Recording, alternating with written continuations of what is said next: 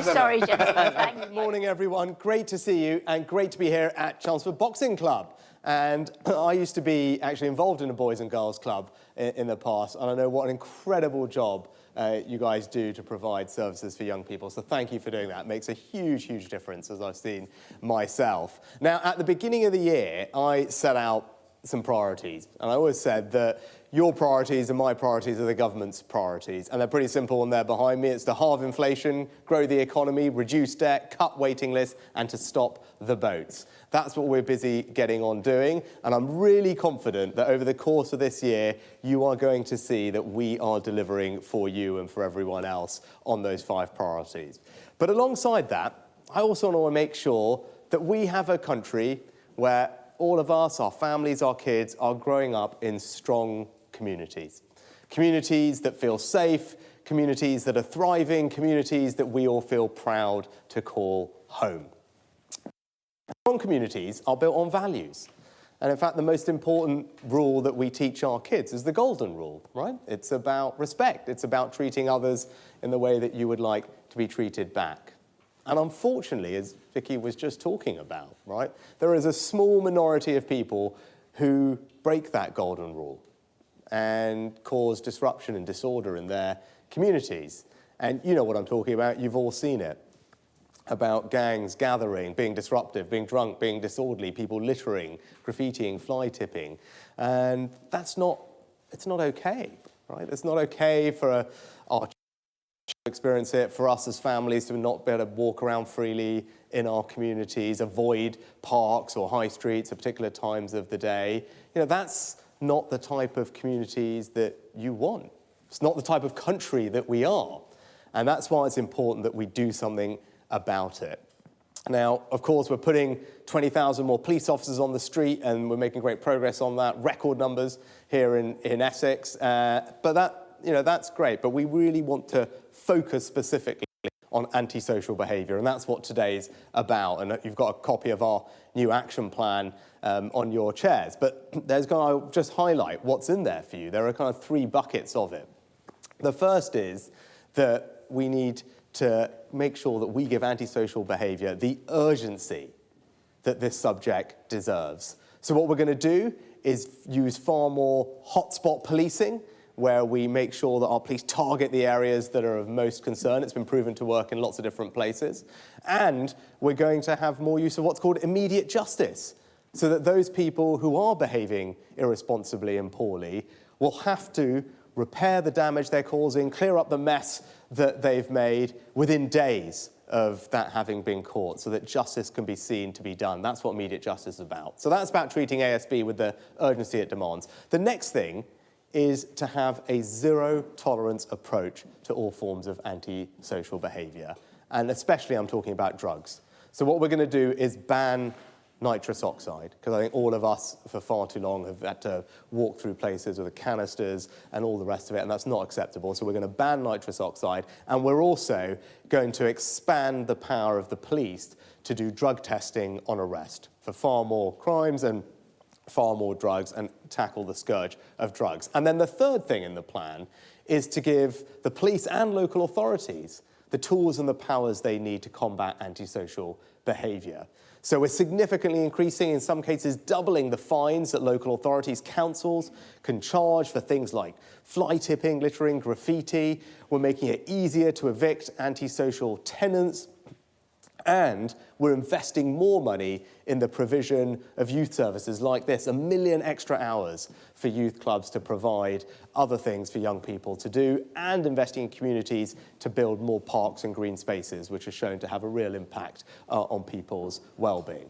So that is the plan. There's lots more in there, but that's a plan in a nutshell. We've got immediate justice, hotspot policing, a ban on nitrous oxide, more drug testing, and more investment in youth services, more investment in green spaces, and more powers for local councils. Because this is really important. I know it's important to you and your families. It's important to me and the government. And this plan is how we are going to stamp out antisocial behaviour. It's how we're going to level up across our country. And most importantly, it's how we're going to build strong and thriving communities that we are proud to call home. So that, in a nutshell, is what we're here to talk about today. Thank you very much for your time.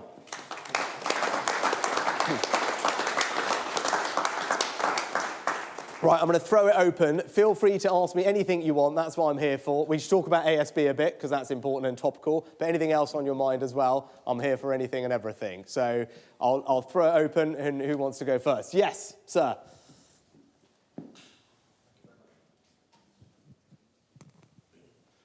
Thank you. Prime Minister, your expert advisors on drugs say that So criminalising... you're from the media? I am, yes. Yeah, you know what? We're going to come to your questions at the end, if that's all right. Well, Sorry, I hadn't realised. why don't we do that so, now? So I want to try and get some questions from the audience. We've got plenty of time for media questions at the end. Right, perfect. Right, so who do we have? We have, yes, sir, here. Prime Minister, how do you go about reporting the antisocial behaviour and shoplifting? And if it's the non-emergency phone number, have you ever tried that non-emergency phone number? It's the most frustrating thing in the world. Yeah, no, that is a very good point.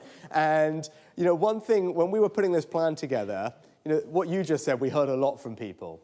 And, you know, actually, if you look at it, oddly enough, police recorded incidents of antisocial behaviour are down 35% in the last year or so, or the last couple of years. So you think, gosh, we're making really good progress. And then actually, when you talk to people, what's clear is tons of it is not going reported, because too many people feel exactly the way that you do. They're like, it's too difficult, what's the point? And no one would do anything about it, right? And that's what we're trying to fix. So one thing you'll see in there is what we're going to roll out is a new digital tool that it's going to make it far easier for people to report antisocial behaviour and actually to be able to do it digitally and online, and then get an update on what's happening about it. Now, we're not going to be able to do that overnight, so we're going to have to build that over the course of this year and roll it out, but it's going to address the problem that you raised, right? Because it should be easy. When you see something happening, it should be easy for you to say, this is what I've seen, this is what's going on, and then have the local authority and the police report back on what they've done about it, so that you feel that your concerns are being listened to. The only thing is, it takes seconds for the antisocial to take place or the shoplifting. Time you report it online, it goes to wherever it's happened, they've gone. So what do you do then? We've had loads of problems at the local market here. Report it to the police. You can set your watch on it every Saturday afternoon. Happened this Saturday twice. They set the fire alarms off. It ruins all our businesses, right? Because they've got to go and investigate the fire alarm. They reset the fire alarm. Then, half hour later, they've done it again, but this time they've pressed 2 fire alarms. And there we are trying to earn a living, right, in these rough times, and all the customers are now gone. And then we can't do nothing, right? It's so frustrating, right? I'll just at the end of our tether, to be honest. No, look, and that's what I talked right at the beginning about, having high streets and town centres that are thriving, right? You're trying to work hard and run a business, people want to come and do their shopping, and if it's not safe, if it doesn't feel safe, none of that's going to happen. And you know, one of the things I was talking to the police about this morning in your local area is this concept of hotspot policing. And that's what we're going to roll out far more of, including here in Essex. I see your Police and Crime Commissioner nodding away. And hotspot policing is about exactly that. It's about us knowing what you just said. Because in every area, there's things like that are happening that we know about, right? And when it comes to antisocial behaviour, when it comes to things like shoplifting, in general, there are patterns to it, and there are pockets where it is more prevalent. And the use of hotspot policing has been shown to work across the UK, but also abroad as well. And we're going to be doing more of that. So we're investing more in hotspot policing that will hopefully address things like that. The areas where we know it's happening, the times that we know it's happening, the people that we know are typically committing it, and target our resources on those people to make a difference. Because I want you to be able to go and do what you want to do, which is go and work hard, make a living, and serve your customers. And it's too hard if your life is being disrupted by criminals. It's not acceptable. Believe you me, we want to clamp down on it. And part of this plan, the hotspot policing, is going to help do that. And then the digital tool for people to report it quickly and get it dealt with as well. All right? Good.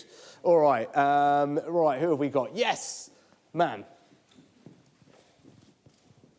Prime Minister, we work with vulnerable youth across Essex. Many of them are dropping out of school because they're not coping, either through learning difficulties, family problems. And I think that those are the young people we often see falling into the edge of crime or into criminal behaviour. So my concern is, I welcome what you're doing, of course, because I think it's important for community safety. However, I do think we need to look holistically at the problem as well and try and get underneath what is it that drives young people into antisocial behaviour. And I think community policing is huge. You know, we've seen police officers who know the family, know the children, know the problems, and get into that. And I think if we try and just go for the top, I think we're going to miss getting to that really deepened causation of what's driving this behaviour.